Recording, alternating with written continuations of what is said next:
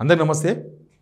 కాళేశ్వరం పైన వేసిన కమిషన్కి మాజీ ముఖ్యమంత్రి కేసీఆర్ అటెండ్ కాబోతున్నారు.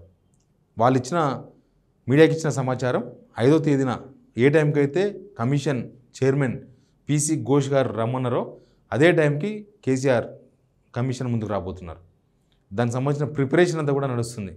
మాజీ మంత్రి హరీష్ రావుతో, ఇరిగేషన్ ఆఫీసర్స్తో, రిటైర్డ్ వాళ్ళతో సమావేశం ఇవన్నీ కూడా నడుస్తూ ఉన్నాయి. అసలు కేసీఆర్ ఏం చెప్పబోతున్నది ఒకటి ఇంపార్టెంట్. ఇప్పటిదాకా జరిగిన విచారణ ఒకటి, జరుగుతున్న ప్రచారం ఒకటి, కేసీఆర్ ఏం చెప్తారన్న ఆసక్తి ఒకటి. ఈ 3 అంశాల మీద మాట్లాడదాం. సబ్స్క్రైబ్ చేసుకున్న వాళ్ళు కింద ఉన్న సబ్స్క్రైబ్ బటన్ నొక్కండి. ఇక చర్చలకు పోతే ఇప్పటిదాకా దాదాపు సంవత్సరం అయింది కమిషన్ వేసి. 3 నెలలు అంటే 100 రోజుల్లో రిపోర్ట్ ఇస్తుందన్న కమిషన్ సంవత్సరం అయిపోయిన తర్వాత ఇంకా విచారణ నడుస్తుంది. సరే, లోతైన విచారణ జరుగుతుందని అనుకుందాం. ఇప్పటికీ 100 మందిని విచారించారు. దానిలో వాళ్ళు విచారణకు వచ్చిన వాళ్ళు అంటే అసలు ఈ కమిషన్ దేని మీద వేసిన అనేది ఇంపార్టెంట్. ఇది ఇక్కడ నుంచి స్టార్ట్ చేద్దాం మనం. కమిషన్ వేసింది, కమిషన్లో ఏదో అవినీతి జరిగిందనో, కమిషన్లో ఏదో డబ్బులు తినారనో, లేదా కమిషన్ లక్షల కోట్ల రూపాయలు 1,00,000 కోట్లు దోచుకున్నారు కేసీఆర్ కదా వీళ్ళు ప్రచారం చేసింది. దాని మీద కాదు, కేవలం దీనిలో టెక్నికల్ ప్రాబ్లమ్స్ ఏమున్నాయి, ఎందుకు కుంగిపోయింది, ఎక్కడ మిస్టేక్ జరిగింది, ఎక్కడ తప్పు జరిగింది అని తెలుసుకునే ప్రయత్నమే ప్రస్తుతం కమిషన్ వేస్తున్నది. ఇక ఇప్పటిదాకా అటెండ్ అయిన వాళ్ళు కూడా విచారణ మొత్తం కూడా ఎక్కడ టెక్నికల్ ప్రాబ్లమ్స్ ఏమున్నాయి, కట్టేటప్పుడు ఏమైనా క్వాలిటీగా కట్టలేదా, లేకపోతే తర్వాత మెయింటెనెన్స్ లేదా, లేకపోతే ఇంకేమైనా ప్రాబ్లమ్స్ ఉన్నాయా, ఇట్లాంటివి చాలా ఎపిసోడ్స్ మీద విచారణ జరిగింది. అందుకే ఇప్పటిదాకా జరిగిన విచారణ ఒక ఎత్తు, కేసీఆర్ ఇవ్వబోతున్న రిప్లై ఒక ఎత్తు. చాలామంది కేసీఆర్ పేరు చెప్పి కేసీఆర్ కట్టమన్నారని, అప్పుడు ముఖ్యమంత్రి చెప్తే మేము చేసినామని వాళ్ళు తప్పించుకునే ప్రయత్నం చేసి ఉండొచ్చు. ఎందుకంటే ఈ సమాజంలో అదే ఉంటుంది. మనిషి లేనప్పుడు ఒకలాగా ఉంటుంది, మనిషి ఉంటే ఒకలాగా ఉంటుంది, మనిషి పవర్లో ఉంటే ఒకలాగా ఉంటుంది, మనిషి పవర్లో లేకపోతే ఒకలాగా ఉంటుంది. కాబట్టి ఆఫీసర్స్ వాళ్ళు వీళ్ళు ఎవరెవరు ఏం చెప్పారు అనేది పూర్తి సమాచారం కమిషన్ దగ్గరనే ఉంటుంది. ఇప్పుడు కేసీఆర్ వస్తున్నారు. బయట జరుగుతున్న ప్రచారం ఏంది? బయట జరుగుతున్న ప్రచారం ఈ కమిషన్తో కేసీఆర్ 1,00,000 కోట్లు తిన్నాడు, మేము తేల్చడానికే కమిషన్ వేసినామని ప్రభుత్వ పెద్దలు చెప్తున్నారు. కమిషన్ చేస్తున్న ఎంక్వైరీ జస్ట్ టెక్నికల్ ప్రాబ్లమ్స్. ఇప్పటిదాకా ఆఫీసర్స్ చెప్పింది కూడా అదే. ఇప్పుడు కేసీఆర్ ఏం చెప్తారు?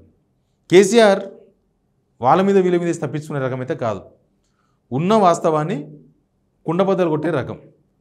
కాబట్టి కేసీఆర్ ఏం చెప్తారనేది ఇంట్రెస్ట్గా మారింది. అసలు తెలంగాణ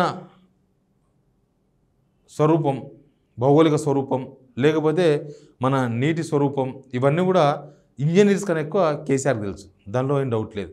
ఎందుకంటే ఆయన అంతకుముందే తెలంగాణ ఉద్యమం టైంలోనే అసలు తెలంగాణకు నీళ్లు ఎందుకు రాలేదు, ఎందుకు వచ్చినాయి, కృష్ణా గోదావరి 2 మన పక్క నుంచి పోతున్నా కూడా ఎందుకు తలాపన పోతున్నా మన చేను ఎందుకు ఎండిపోయింది, ఇట్లాంటి చాలా విషయాలను ఆయన చెప్పగలిగిండ్రు. కాబట్టి ఇప్పుడు కేసీఆర్ అసలు ఇప్పటిదాకా వినని విశ్లేషణ ఘోష్ గారికి వినిపించబోతున్నారా? ఇంత కసరత్తు చేస్తున్నారు, మామూలుగా కసరత్తు చేస్తలేరు, చాలా కసరత్తు చేస్తున్నారు. అసలు మొత్తం కాళేశ్వరం కట్టేటప్పుడు ఎట్లాంటి కసరత్తు జరిగిందో ఇప్పుడు అట్లాంటి కసరత్తు చేస్తున్నారు. దీనిలో అధికార పార్టీ కాంగ్రెస్ చాలా రాజకీయాలు చేసింది. మనకు 2023 ఎలక్షన్స్ ముందు నుంచి మనం ఇదంతా చూసుకుంటూనే వస్తున్నాం.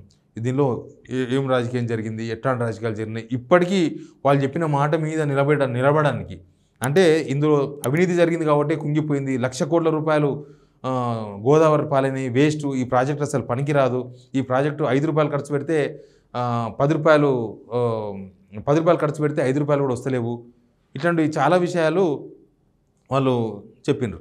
ఈ ప్రాజెక్టుల లాభాన్ని ఉత్తగా చూస్తే లెక్క కాదు. ఇప్పుడు ఒక ఊరిలో ఒక పెద్ద సమస్య వచ్చింది, ప్రభుత్వం సహాయం చేస్తే తప్ప ఆ ఊరు కాపాడలేము, ఆ ఊరిలో ఉన్న జనాలను కాపాడలేము. అప్పుడు ప్రభుత్వం ఏం చేయాలి? ఆ ఊరిలో ఉన్నది 10 మందే కావచ్చు, ఆ ఊరిలో ఉన్నది 10 మందే కావచ్చు, కానీ ఆ 10 మంది సహాయం చేయడానికి అవసరమైతే 10 కోట్లు ఖర్చు పెట్టాలి, అవసరమైతే 100 కోట్లు ఖర్చు పెట్టి వాళ్ళని కాపాడాల్సిందే. కానీ ఆ 10 మంది బతుకునడంతో నా ప్రభుత్వానికి ఏమొస్తుంది? ఆ 10 మంది బతుకునడంతో ఏం లాభం వస్తుంది? ఆ 10 మందిని కాపాడితే ఏమవుతుంది అని వాళ్ళ కోసం 100 కోట్ల రూపాయలు 10 కోట్ల రూపాయలు ఖర్చు పెట్టాల్సిన అవసరం ఉందా? వాళ్ళు ఏమన్నా వీఐపీలా, వాళ్ళు ఏమన్నా వివిఐపీలా అని ప్రభుత్వం అనుకుంటే అది వేస్ట్.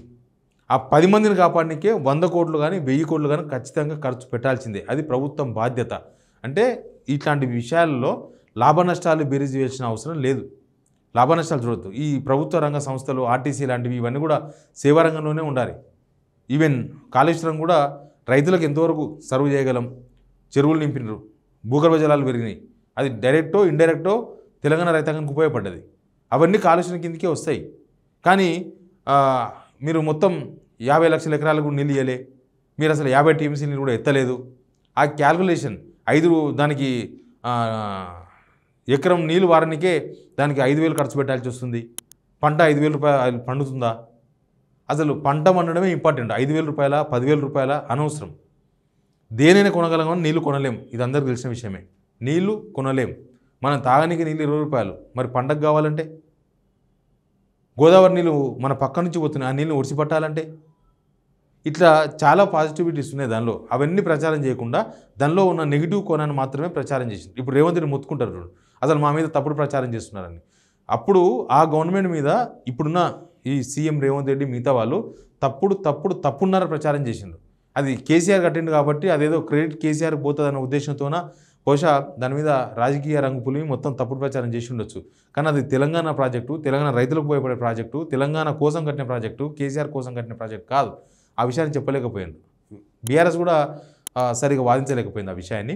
ఇప్పుడు ఈ విచారణ జరుగుతున్న విచారణలో ఇప్పుడు కేసీఆర్ విచారణకు వచ్చినా, హరీష్ రావు విచారణకు వచ్చినా, లేకపోతే ఈటెల రాజేందర్ విచారణకు వచ్చినా, ఈ విచారణ కేవలం విషయాలు తెలుసుకోవడానికి మాత్రమే. ఇదేదో తేల్చేది కాదు. ఒకవేళ అవినీతి జరిగిందని వీళ్ళ దగ్గర ప్రూఫ్స్ ఉంటే వీళ్ళు కమిషన్ కాదు, కనీసం ఏసీబీ కన్నా కంప్లైంట్ చేసేవాళ్ళు. వీళ్ళు వదిలేవాళ్ళు కాదు, ఏసీబీకి ఖచ్చితంగా కంప్లైంట్ చేసేవాళ్ళు. ₹1 తిన్నట్టుగా, లేకపోతే ₹1 అక్కడ ఏదో జరిగినట్లుగా, అవినీతి జరిగినట్టుగా వీళ్ళ దగ్గర ఏమాత్రం ప్రూఫ్ ఉన్నా ఖచ్చితంగా ఏసీబీ ఇప్పటికే రంగంలో దిగేది. వీళ్ళు ఏసీబీ కంప్లైంట్ చేయలేదు, ఏసీబీ రంగంలో దిగలేదు. విజిలెన్స్ ఇచ్చిన రిపోర్ట్ కూడా అక్కడ నిర్లక్ష్యంతోనే కూలింది, 7th బ్లాక్ అని చెప్పి రిపోర్ట్ ఇచ్చింది. ఈవెన్ ఇప్పుడు జరుగుతున్న ఈ కమిషన్ ఎంక్వైరీ కూడా మొత్తం టెక్నికల్ అంశాలపైనే. దీన్ని ఇట్లా అయింది, ఎందుకు ఇట్లా అయింది, కట్టే ముందు నుంచి ఇప్పటిదాకా ఏం జరిగింది, ఈ ప్రాజెక్టులో ఎట్లాంటి నిర్మాణాలు జరిగినాయి, తర్వాత కుంగిపోయే ముందు ఏం జరిగింది, కుంగిపోయిన తర్వాత ఏం జరిగింది, 2019 ప్రారంభమైతే 2022లో 30 లక్షల క్యూసెక్ల నీళ్ళు వచ్చినాయి కాళేశ్వరానికి, అప్పుడేం జరిగింది, ఇట్లాంటివన్నీ తెలుసుకునే ప్రయత్నాలు మొత్తం నడుస్తున్నాయి. ఎనీవే కేసీఆర్ విచారణకు రావడం అనేది మంచి పరిణామం. ఎందుకంటే అసలు కాళేశ్వరం మీద వాస్తవాలు చెప్పాల్సిన అవసరం ఉంది.